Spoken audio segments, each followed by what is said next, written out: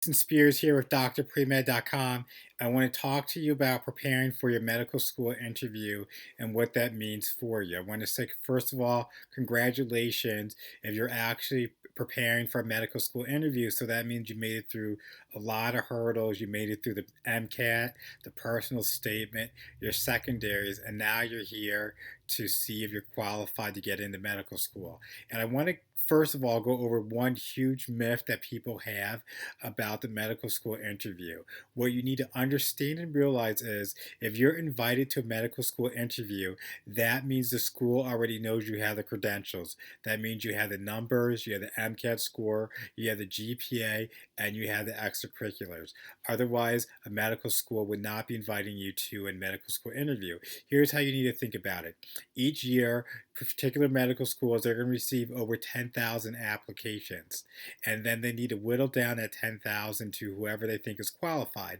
And most likely what they do is they're only going to invite about 1,000 students in for an interview for a class size that has about 100 to 200 students. So that means once you have that 10,000, you have a 1 in 10 chance of being invited to medical school interview. So obviously, just looking at the numbers, you're doing great because you beat out 90% of everybody else who's trying to get into that particular medical school. But what I want to share with you is what you can do to really excel and get yourself to the next level with the medical school interview.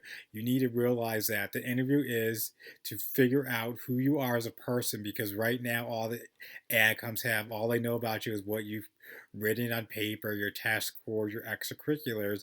And medicine's a field where you really have to interact with people. People need to trust you because you're dealing with patients, families, other hospital staff, other physicians as well. And so you really need to be a personable person that people can get along with, to feel comfortable with, because there's going to be really a lot of personal things that people are going to discuss with you as a physician.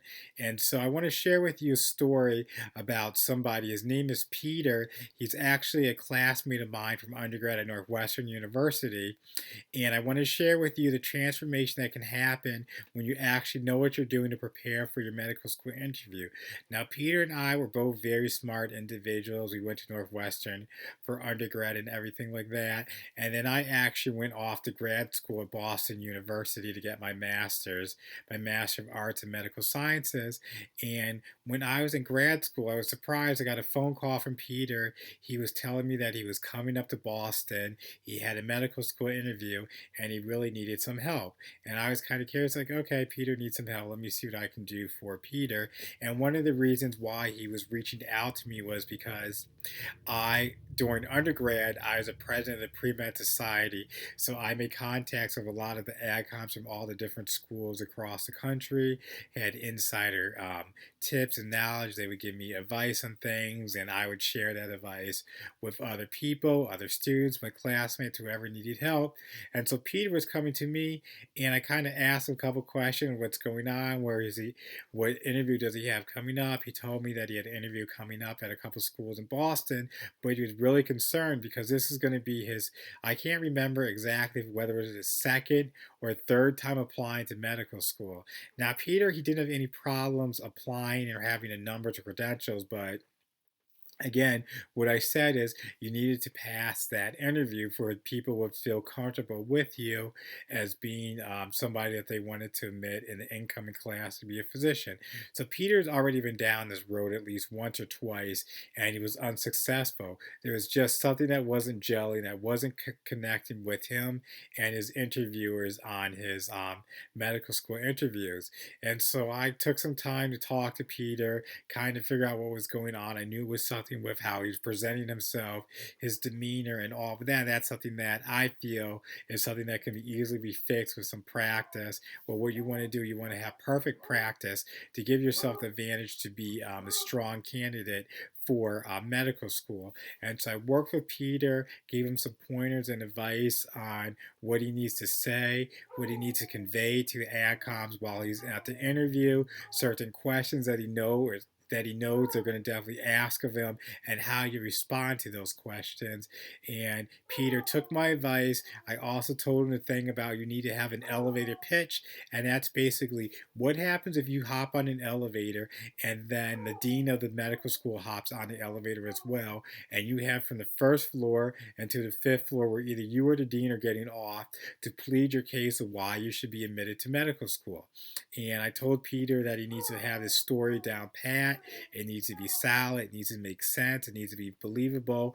And if you can do this, it's going to really boost your chance for getting into medical school, because a lot of pre-med students, they stumble over why they want to be a doctor, why they should be admitted to a particular school. But if you have this down pat, it's going to really help you stand out and shine against everybody else who's applying to medical school. So I gave Peter those tips and advice. He went into his interview, had a very strong interview season, and he went on to get into multiple interviews. So look at the transformation that Peter went from. He went to an applicant who applied to medical school several times, made it to the interviews, and it just wasn't something that was connecting with the AdComs, and he was not getting acceptances into medical school because he didn't know how to interview correctly.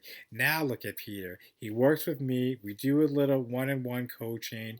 I give him advice. I coach him how to answer certain questions. I tell him this is the speech that you need to have prepared, your elevator pitch. And now Peter's in medical school. At this point, Peter has graduated from medical school, and he got into a very competitive residency. He's in residency to be a radiologist in New York City. So you know Peter really, really knows his stuff. And none of that would be possible if he wasn't able to perform well on that medical school interview. And working with me, he was able to do that. He had that transformation from that dejected pre-med student. His father is a physician. I know there was a lot of pressure for him to be a doctor as well, just from his dad too. And so his dad's really happy and proud of his son, that now he's going to be the next generation physician in the family. Peter's happy that all his studying for the MCAT and everything paid off, where he finally got into medical school, living the dream, and now is even doing more as a radiologist, and really excited about the next step in his career.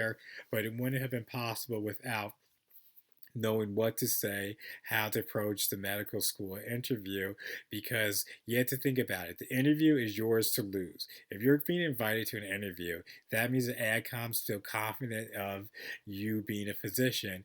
But if you don't have the personality, you don't have the social skills, the charisma, whatever, however you want to call it, you're not going to get into medical school. And that's what I do. I help students figure out what's the one thing that they can present to themselves on their medical school interview to have that successful transformation from pre-med to accepted medical student who's now getting ready for their white coat ceremony. Everybody's excited to hear their name being called across the stage when they get that white coat. I want this to happen for you, but it really begins with being prepared and doing the best you can on your medical school interview. And this is what I excel in helping students do. So if you need help or you're looking for tips and advice, definitely visit me, Jason, at drpremed.com. That's my email address, but I'm also, the website is drpremed.com. I look forward to hearing from you, working with you, and helping you get into medical school. Good luck.